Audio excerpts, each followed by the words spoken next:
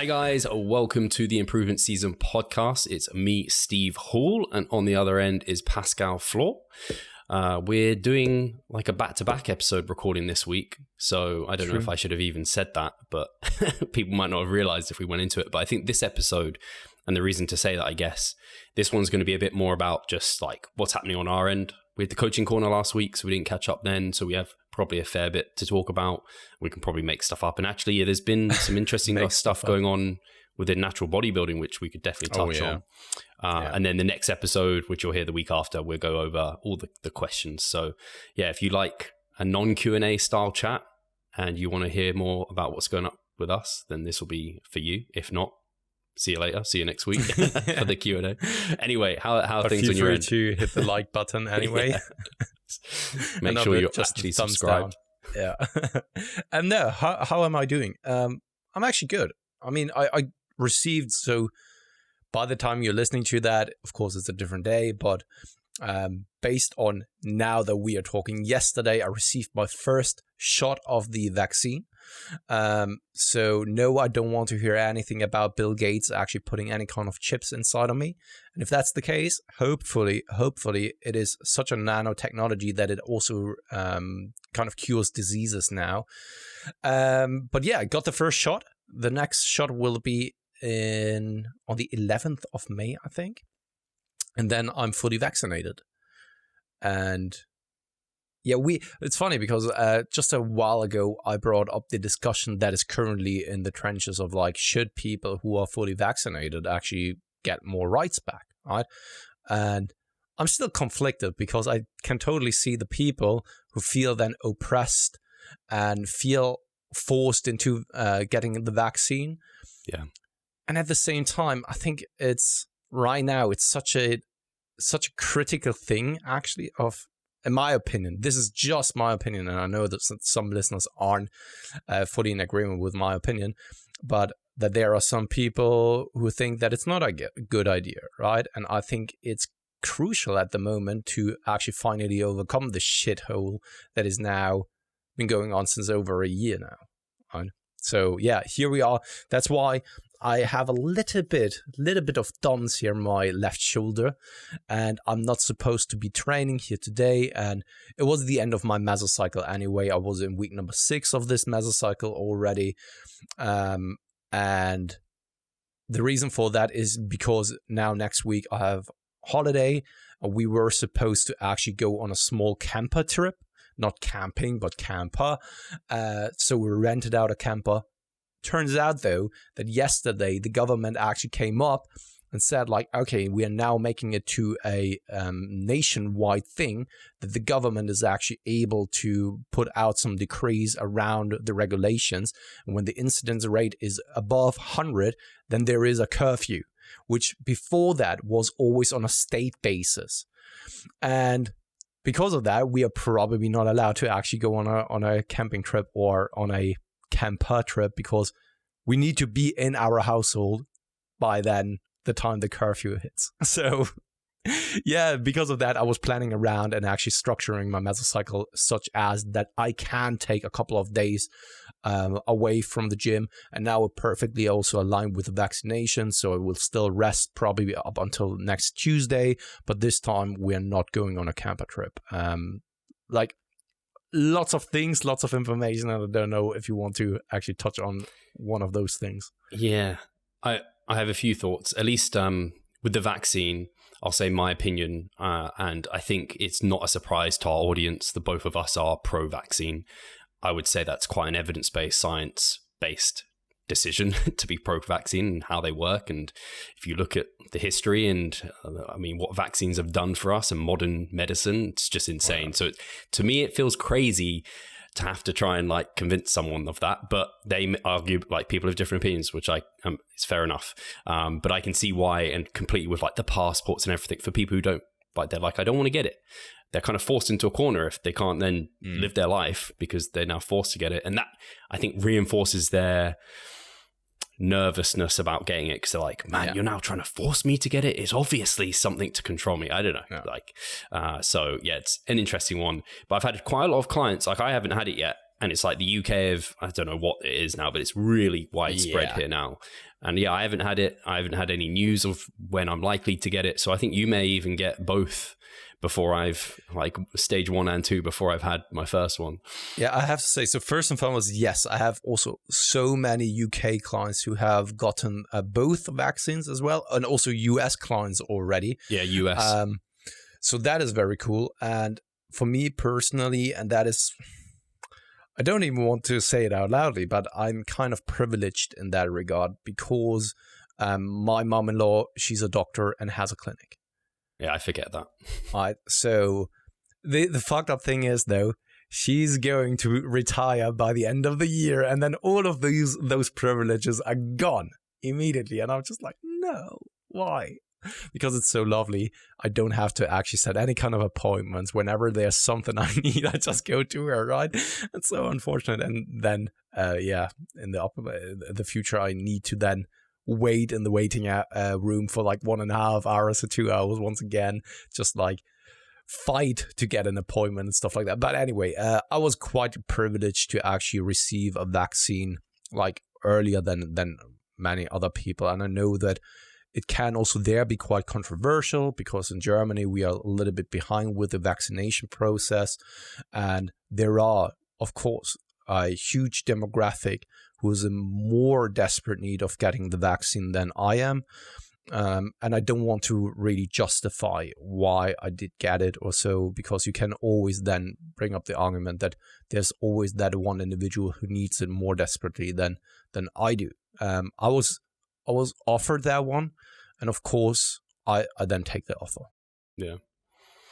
I am in a position where I'm like, I'm hoping, I don't know how, like, because you book in yourself, right? So I'm hoping I can align this with a deload or something, because I'm like, or a week 1. I'm like, I don't want this in peak week. I'm not getting it during a peak week, because some people have been knocked out for a couple of days. Yeah, it's been different for different people, like headaches, stuff like that after, which makes sense. I wonder how half of it might be like placebo, like you're told you're to expect these things, then you just get it because you're convinced. I know I've had various things where I've just been like convinced something bad is going to happen, and I fainted from like injections and stuff before because I was a little kid and just like nervous. Yeah, and the thing is, I slept very poorly here the last night, so I could always then have that misconception that it is due to the vaccine.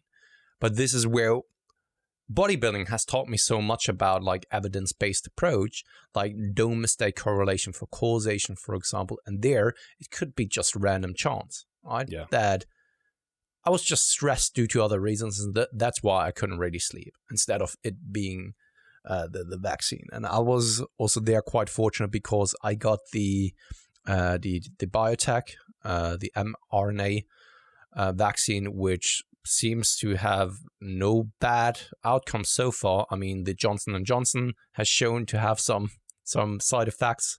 Same goes for the AstraZeneca. And I was quite fortunate to get actually the other one. But hey, who knows? Maybe in the future I will, I don't know, grow a big penis because of that. I don't know, right? What detrimental effects will happen and take place in the future. So it's kind of these sort of things. It's like with me with flying, I'm so irrational. Like I get scared flying. It's like flying is safer than a lot of probably day-to-day activities I do. Like walking down the road is probably like more risky of getting like run over and killed than like a crash in a plane. But because they happen, it's like, and you can't control it. So it's probably like these, I don't know, like blood clotting and stuff. It's like when people look at actually the numbers versus like what just like day-to-day illnesses and like menstrual cycle and periods for females and like going on the pill and stuff like causes more problems than these do. But people don't second guess those decisions. Yeah, that's so true. It's funny. But what was I going to say? Yeah, I thought it would be interesting. How did you, because I know your mesocycles, I believe, are normally 4 weeks accumulation, 1 week deload. What did you do to get it to stretch for 6, or did that just naturally occur? So first and foremost, I think because I'm right now not training twice daily, and that has to do with me still being super hesitant and bumping up the volume more so and pushing up the intensity again because of what I've experienced at the beginning of the year and also in the midst of last year with those flashes in front of my eyes. or in my eyesight. And this is something that I don't want to experience again. And I'm very, very concerned that then some kind of underlying medical condition is in place, which of course I was going through several different tests and nothing came out of that. But that doesn't mean that everything is clear. Maybe there is still something that hasn't been found or so. And it's the same as when someone had a severe muscular injury. That's at least how I would describe it. So let's just say you've pulled your hamstring and now you're slowly back to feeling good again. So you're going back into the gym and you're very hesitant in picking up heavy weights again, because sometimes it still feels like as if something is going on, but that's probably just the muscular contraction, but you're still so afraid that it happens again because you don't want to go through something similar again. And right now I'm in that position. That's why I'm not training twice daily, and I've kind of pulled back the volume that I've been doing significantly, and it still works well, right? Because we both know that progressing in volume on a mesocycle basis or on a microcycle to microcycle basis is not necessary. And as long as you're taking off the appropriate amount of intensity and volume, then you're probably still growing to 80-90% or so, right? And just adding sets is giving you such a minimal return, and sometimes it's simply not worth it to go there, especially when considering that sometimes you can just build up your work tolerance and you get adapted by that. But is it really then the muscular adaptations that take place? Because of all of those reasons, I kept it actually quite static here throughout this mesocycle. And because of that, I didn't really need to split things up into AM and PM sessions. However, especially for the lower body, I always realized that splitting it up into AM and PM sessions for lower body, to me, makes the most sense. Because it's so much more demanding physically, but also mentally speaking, to go through a very intense lower body session where you're supposed to do the quads and the hamstrings in the same session. Super challenging to do it, in my opinion, at least in one single session in an appropriate manner. And there I was considering at times actually splitting it then up.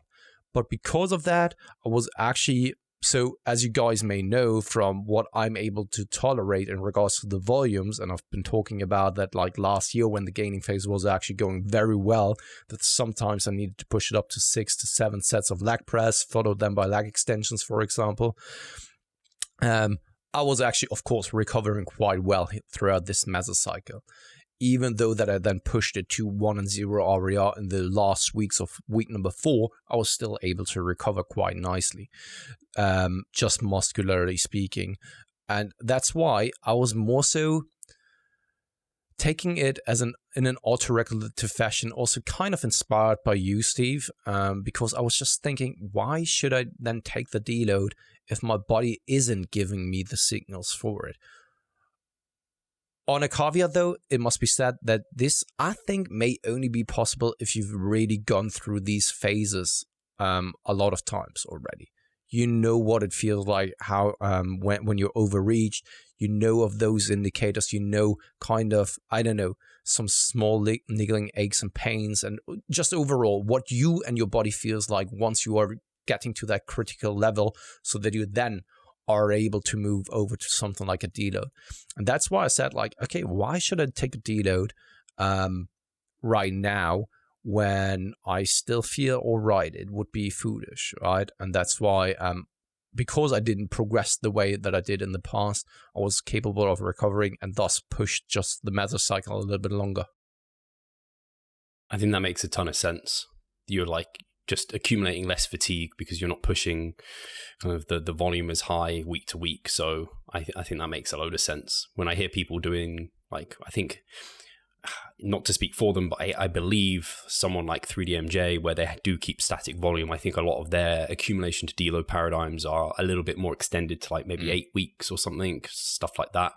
Whereas when you are accumulating sets week to week and you're kind of going for that max adaptive volume, working to your MRV, I rarely see people being able to stretch it for much longer than 6, 7 weeks, unless they're really new or you're just keeping it very static because they're unable to add volume. And so it kind of works itself that way. So it makes a lot of sense that happened. And it's cool that, autoregulation is I use that as a answer about so many different things within training. And I think it can be a real easy cop out, but when you understand it, when you understand what that actually means, it is the only answer because it's the truest answer to moving forward.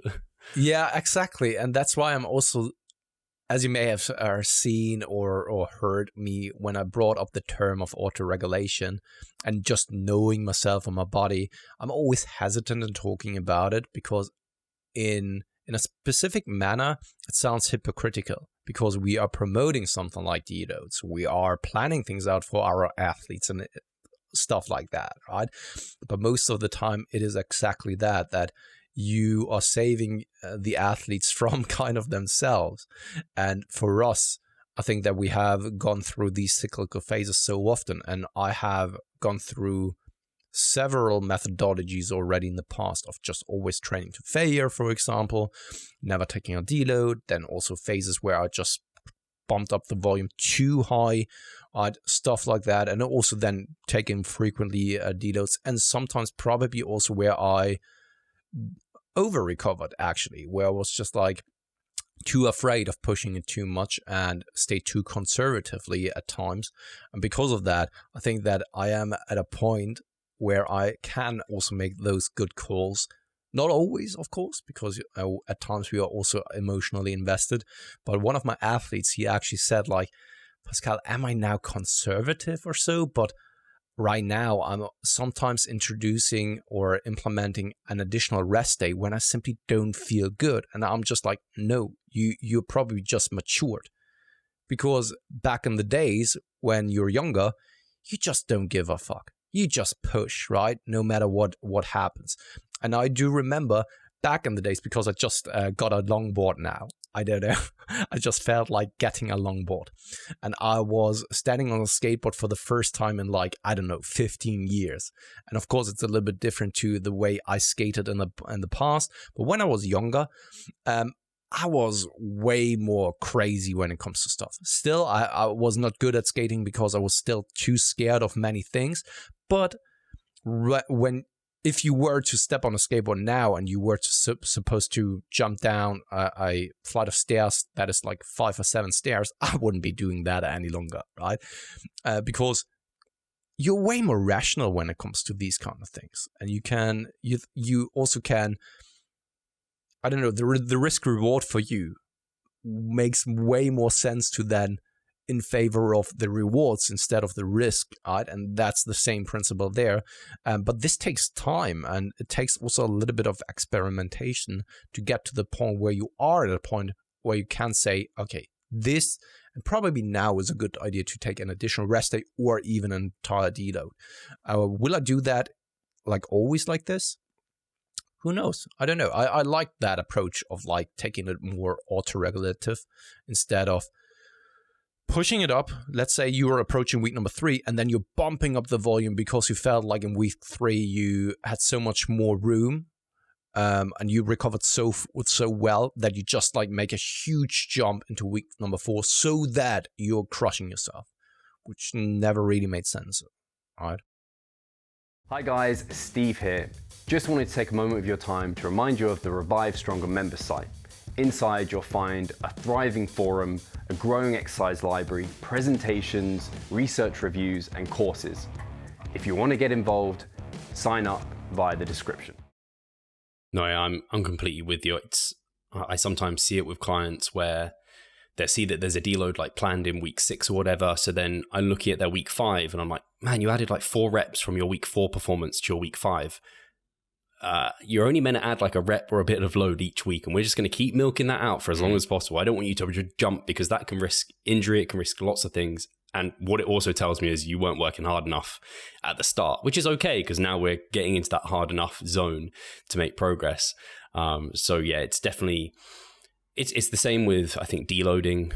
Same with refeeds, diet breaks. I'm more and more of the opinion to not be robotic with those things, and they can be auto-regulated as just I don't know, you're driving down a road. Well, I guess, yeah, there's the argument that you can't always see when the gas tank is empty, because that's sometimes the reason why you do have your pre-planned deloads, right? You take them as a matter of security.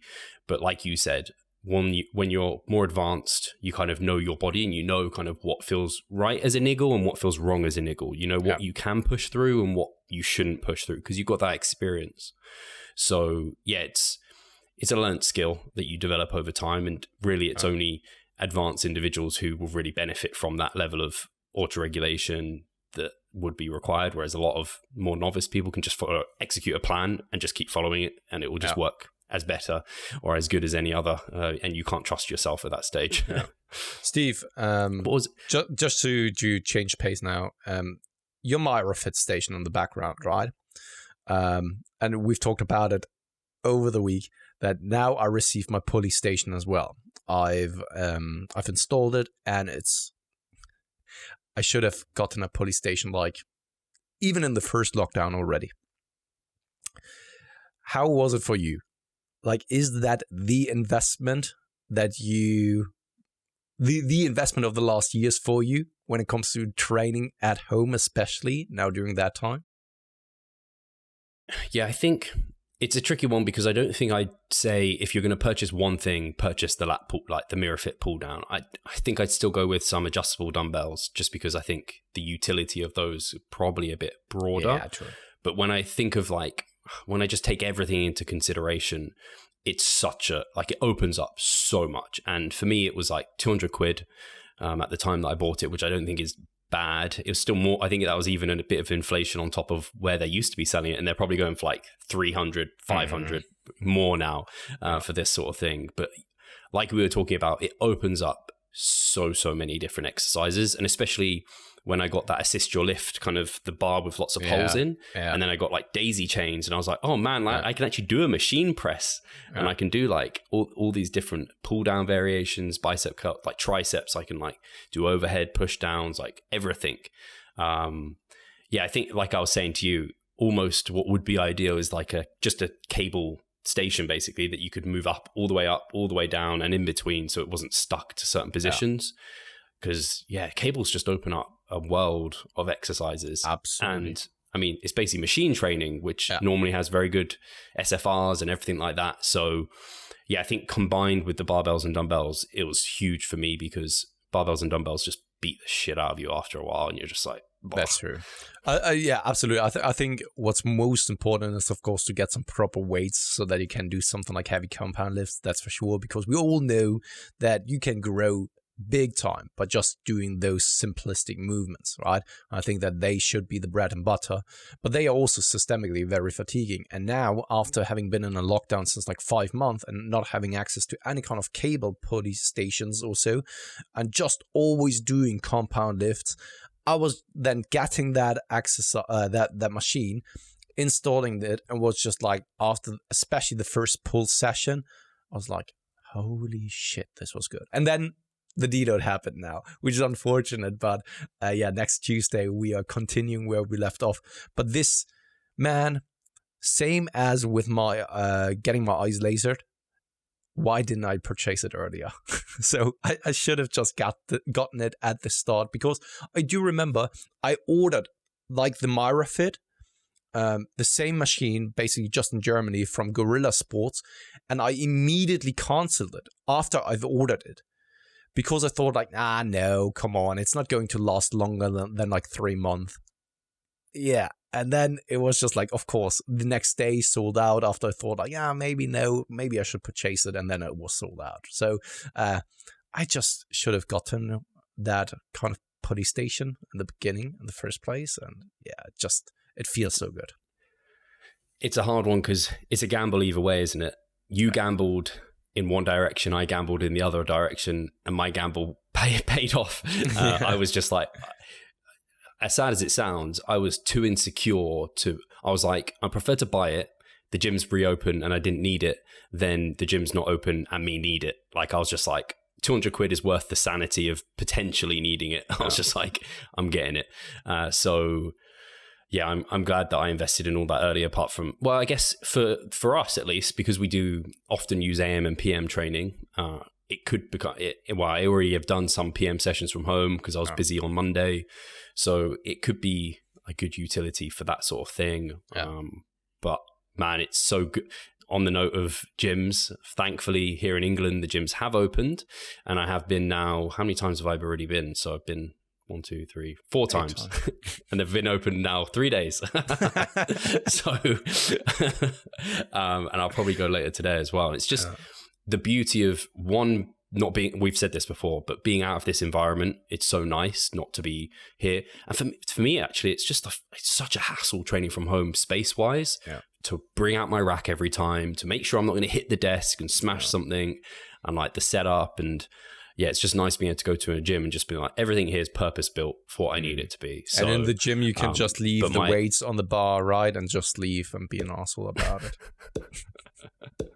Yeah, well, the other ones will take care of that. I think people are being less good at cleaning down things as they were like initially. I think because of like the vaccines here, people are wiping down things somewhat, but previously people would like wipe down like weight plates and like the dumbbells and stuff that they'd use, but people are being a bit like, My client Sam, so you know him as well. He just told me that.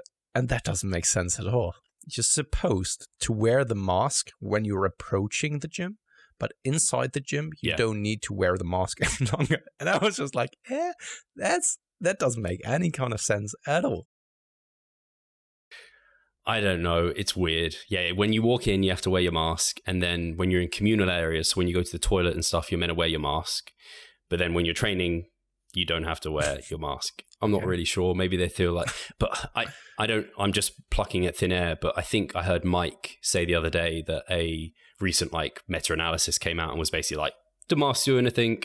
Don't really know. So it's kind of like, at this stage, I think, like you said, we're all holding on the vaccine to do kind of the job for us. Like in England, Boris did shit. Like he did an awful job. The government have not done well. But the vaccine is really making up for a lot of the stuff that they've done poorly. In Germany, the same thing. And they simply didn't listen to the scientists. And that is awful. Do you want to be... okay, we don't need to go down the rabbit hole, but they did an awful job because each and every single scientist, they predicted what happened now. And they predicted it last summer. They predicted it here in the February time. And they never listen. And it's like kind of ridiculous, to be honest. But yeah. But I was going to say, the leg training is just the game changer in the gym. Like to be able to leg curls. Like I've tried many. I use the analogy to you because Brian Miner asked me like, "Oh, how are those like lying leg curls I was doing using the Mirror Fit?" And I was like, they feel decent, but it's like someone dieting who hasn't eaten like Ben and Jerry's in a long time, and they think Halo Top suddenly tastes amazing, and it's like the kind of bee's knees. Like you're asking someone who hasn't been in a proper gym for a long time. So doing seated leg curls, I was just like, okay, my hamstrings have been, they're still sore now, and I just did good mornings, so they were sore going into my next session, and I haven't had hamstring soreness from any of my leg curl variants the entire time that I've been in lockdown. So there's just something that the machines give you stability wise. So that's great. And then obviously hack squat was just number one on my list to start getting in and using the hack squat again. Because I think for me, whilst I can squat, I don't know about you, Pascal, I have some sort of affinity towards squats. I like them. I think they're a cool exercise. I can do them quite well and deep, but I get a bit emotionally attached to them. And I don't think they actually provide me the best SFR at all. When I come out of a hack squat set, like my quads are like burning. They feel disrupted and pumped. And I don't feel systemically wrecked. But after a like high bar back squat, I can manipulate everywhere I can to make it less fatiguing, like not taking breathers up at the top, not bracing really, really hard like a powerlifter, doing more continuous style squats, having heel raise. But whenever I finish a set, I'm just much more fatigued with minimal compared stimulus to my quads. So I think for me, it's been an awareness check that machines that are good. Like I want to get on a pendulum squat, but the hack squat for me is definitely something that I need to make bread and butter more so than the barbell back squat. Yeah, this is what I've realized for myself. What is it now? 1.5 years ago or so? Because because I had the same thing, that I was so attached to then the squats. And then it always, especially when I was starting, this is basically what other people are most often also experiencing with pressing exercises. Just squats always put me into the ground and always felt awful and always then dropped overall. And that had just put a psychological demand on myself. When you see just like the big lifts going down so significantly, it isn't then fun to train anymore when you just like go under the bar and it immediately crushes you, right? You still want to have the feeling that you're strong and you are in control and not the weight, right? And this was the time then where I switched over to something like hack squats, where the only gym that has that is the one where I need to commute to a little bit longer. And ever since then, I never turned back because it felt so good. Systemically speaking, it was better. It was from a stimulus perspective much better. And just overall, it felt much better. And this was the moment where I never turned back. And the last time that I did squats was in a very short primer phase last year in the summertime. This was the last time and the first time in a long time that I've done squats. Felt absolutely all right. But it's still nothing that I can compare it to in regards to, for example, the hack squats, what hack squats are actually giving me. They feel all right. They work for sure. But once again, if you have your hierarchy of exercises that have good stimulus to fatigue ratio, squats are much lower than other exercises. And I just learned that machines, they open up a whole new opportunity of exercises. Because back then I always thought like Smith machine, for example, is just a machine for bikini girls and pussies. That's what I thought when I didn't know any kind of better, and I was just dogmatic, and I was plain simply an idiot because I simply didn't know how to utilize that machine. Now, fuck me, Smith machine is a freaking amazing machine overall. You can do so many things with it, and it feels amazing if you know how to, once again, utilize it. And that was the point where I was just deciding, okay, squats, I will try other variations first before I'm actually doing a back squat. And this is also what I'm doing here at home now. With the barbell that I have, because it's a shorter one, it's also not giving you as much kind of bounce, and it doesn't really feel that good. And the weight that I'm using, I still don't know what it is. Maybe I should weight the plates, because with everything that I'm using that barbell with and also the plates, I have to use like 20 to 40 kilograms less. And I don't know what it is. But also there, I then felt like, okay, back squats, they simply don't feel great at all here at home. So let's find a different way of doing it. And then I saw your variation in regards to doing the belt squats. And now I've built myself that kind of belt squat attachment, and it feels freaking amazing. And I'm even considering just keeping my rack there in the corner in order for me to do maybe even some leg days at home where I do something like belt squats, for example, because it feels so good. That's like me with my last leg day of this week. I'm considering doing it from home because it's the downside.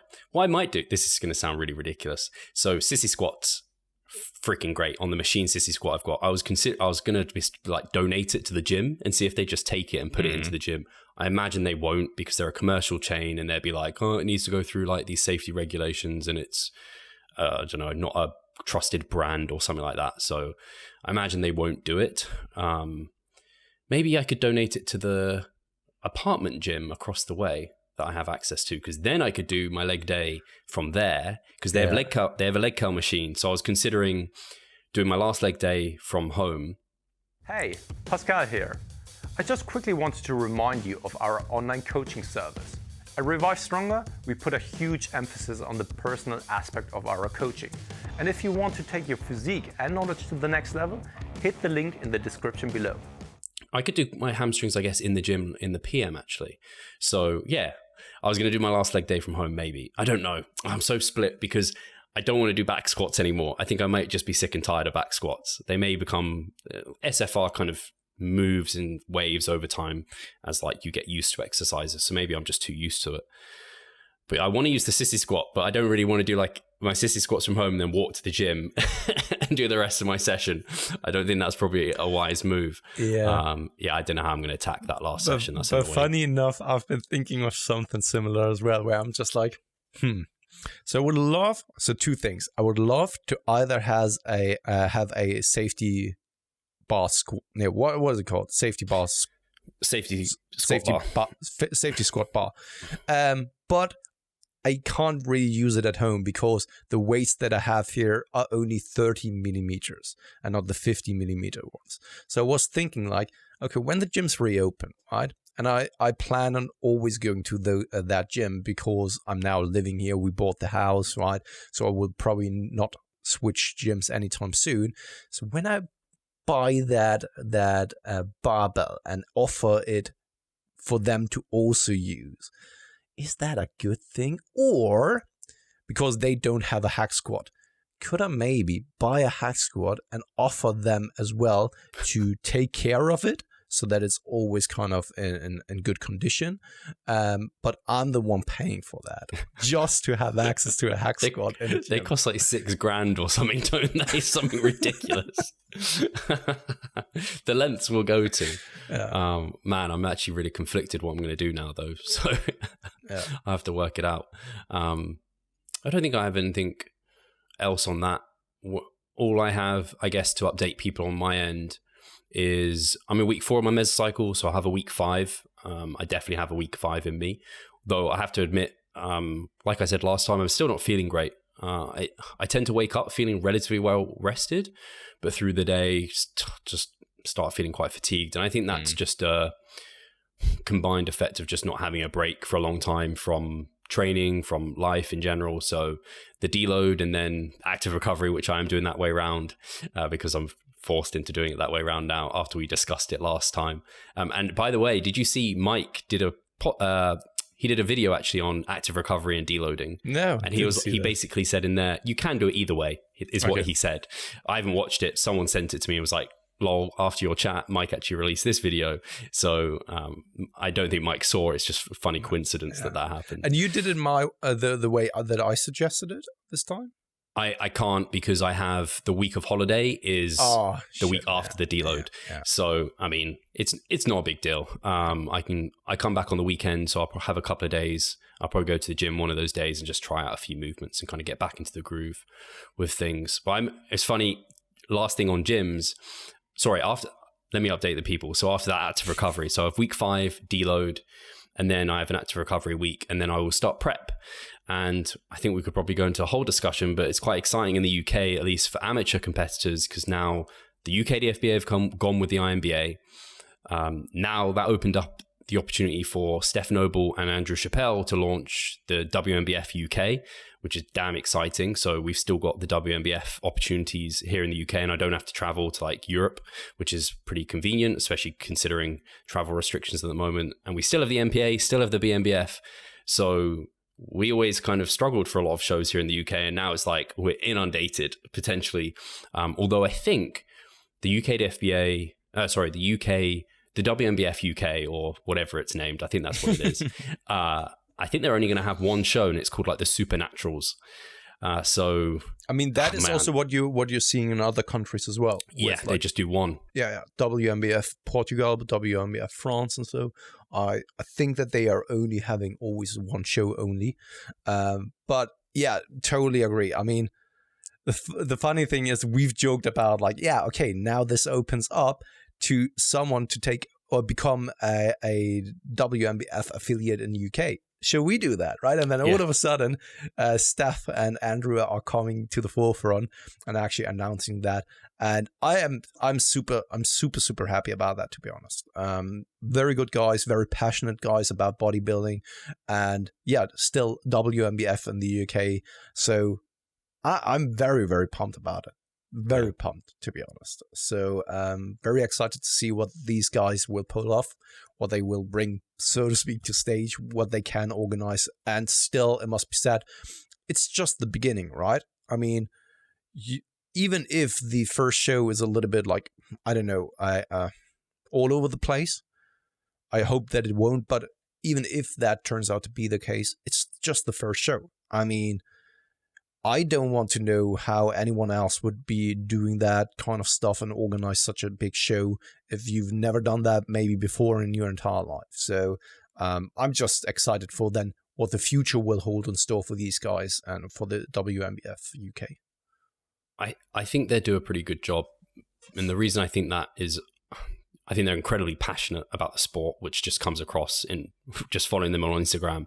They're ridiculously passionate. And obviously I went and posed with both of them, and awesome people. But because they're pros and they've just done so many shows, I just have a feeling they have a good understanding of what lighting and everything like that and kind of what's required. And I imagine there was also... this has been in the works for a bit. I don't imagine it was just like the UK FBA announced it and then they reached out really last minute to the WNBF. I imagine there was already like a discussion around it, because I know, for example, like AJ went, he's got a podcast with Lee, and if anyone wants to learn more, definitely listen to that, because that opens, like Lee explains it really well, and clearly Lee's ridiculously passionate as well, which is just exciting. But AJ obviously is an INBA pro.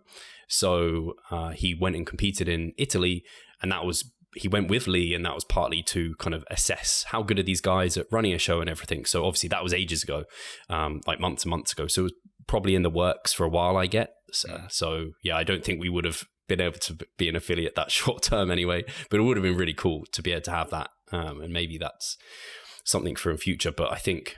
yeah, it's just going to be interesting. And all I would say, just from my perspective for like UK athletes, if anyone's listening, just do the shows that you want to do. Like, don't feel, because I could see some people feeling like, oh, like I know these people, whatever. Or just do, like, for me, I've always just looked at shows as being like, okay, this one's close to me. It's at a convenient time. It works with my timeline and my life. And I think as an amateur athlete, that's a great way to do it. Just like looking at shows that just work really well for you. And I think they're all going to do a fantastic job. And like, that's the way I tend to approach it, at least.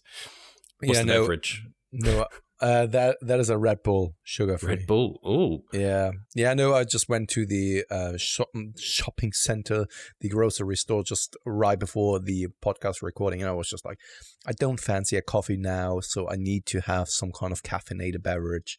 And this was the only one that was lying around.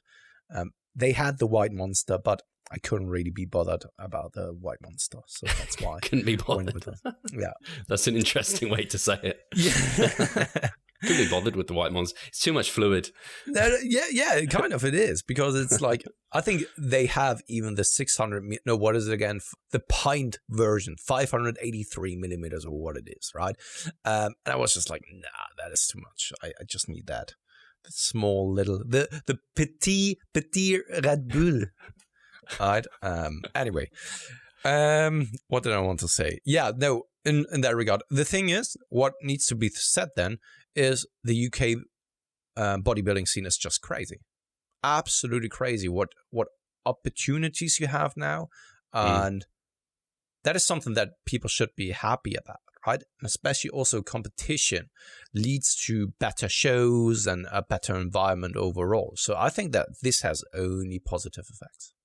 Yeah, I'm excited for what this season's going to bring and what I can bring to the table. We'll have to see.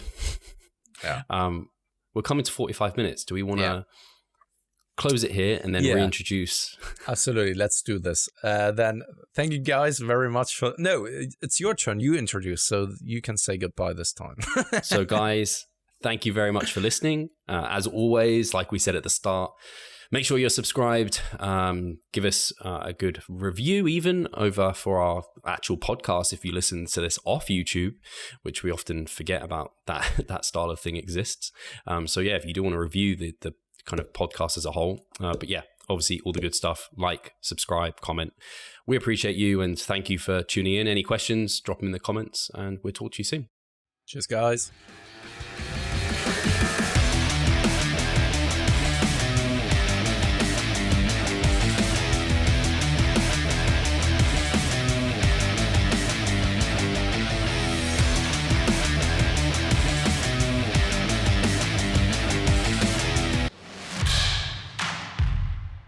So I'm Steve Hall, founder of Revive Stronger and a coach of Revive Stronger. My name is Pascal Flor. I'm the co-owner of Revive Stronger and also a coach, of course. Revive Stronger has probably been going solidly for 3 years, roughly about 3 years. Revive Stronger, to me, it is becoming kind of my child, my foster child. It's the gathering and getting together of like-minded people. We've been expanding the coaching team, which is helping us help more people, but each coach can only help a certain number of people. Right now, it's all over the place. We have YouTube, we have Facebook, we have Instagram, but there isn't that community aspect behind that. And so the next step for us is developing a membership site. So basically, we want to create a family and a community that is then benefiting from another. A really cool community for people within our little niche is going to be a website. They will get early access to our podcast. You can access us, ask us questions. The community aspect, we have a forum there. You can ask questions, but also you can log your journey. There's also going to be courses on there. Courses, presentations on different topics. Discount of past seminar footage. We will log our journey as well. We'll start vlogging. We're going to have documentaries. Our entire athletic journey. Furthermore, they get access to an exercise video library. The exercises that we love for hypertrophy and maximizing hypertrophy, we're going to go through those in depth, telling you how to execute them. We kept them concise and also mobile friendly so that you can watch them in between your sets. I'm super excited to grow this community. The amount of value that we're going to be delivering is huge, and I'd love you to be part of it. You will get so much out of that. I'll see you inside.